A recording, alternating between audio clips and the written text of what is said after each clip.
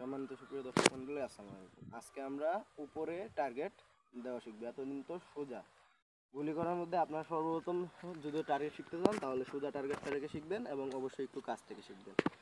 এরপরে আমাদের যখন উপরে টার্গেট শেখার বিষয় আসে তখন আমরা উপরেরটা দ্বিতীয় স্টেপই হচ্ছে উপরে। নিচের টার্গেট তো একেবারে খুব কম থাকে। উপরে টার্গেট করার বিষয়ে অ্যাঙ্কার রেফারেন্স সব একেবারে সেম থাকবে, শুধু খালি আপনার বডি অ্যাঙ্গেল থাকবে ব্যাপারটা। উপরে অনেক সময় আছে যে মানুষ একেবারে উপরে যখন টার্গেট আছে টার্গেট একদম নিচে চলে যায়। হ্যাঁ, ওইটা ঠিক আছে যখন গাছটা একটু ঝুপঝাপ থাকে, ভিতরে যদি কোনো পাখি থাকে শিকার করার মতো, তাহলে আপনার নিচে যেতে পারেন। কিন্তু যদি আপনার ওটা দূর থেকেই দেখা যায় এবং আপনারা টার্গেট করেন, তাহলে ওটা নিচে যেয়ে লাভটা কি? তাহলে তো ওটা উল্টো উড়ে যাবে।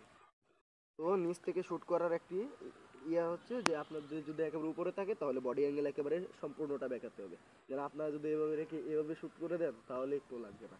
আর যখন স্ট্রেট আছে তখন আপনাদের হাতটা একেবারে স্ট্রেট রেখে শ্যুটটা করতে হবে। বডি অ্যাঙ্গেলটা হালকা একটু, যখন এভাবে স্ট্রেট আছে তখন এভাবে একটু বেঁকবে। যেমন ধরেন 45 ডিগ্রির মতো।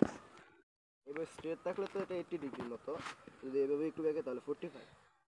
দেখেন আমি এই দিক থেকে একটি শ্যুট করছি, টার্গেট দেখতে পাচ্ছেন কিনা জানি না, তো সঠিক হালকা একটু টাচ হয়ে গেছে প্রথম গুলিতে, প্রথমটাই মিস। এই মার্বেল একটু বড় তো সেহেতু আমার অসুবিধা হচ্ছে।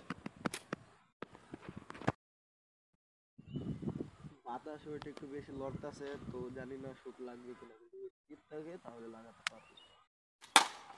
যে প্রথমটাই লাগছে, দ্বিতীয় শুট,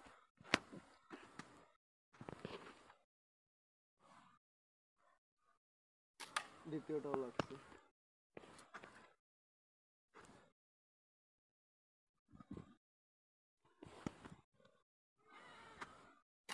তৃতীয় শুটে বোতলটাই ফাটাইয়া ফেলছে। তো আপনারা যদি এরকমভাবেই শ্যুট করেন তাহলে আপনাদের শ্যুট 100% লাগবে।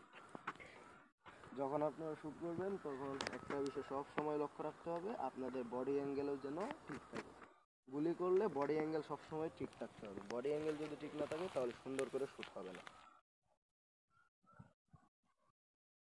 এটা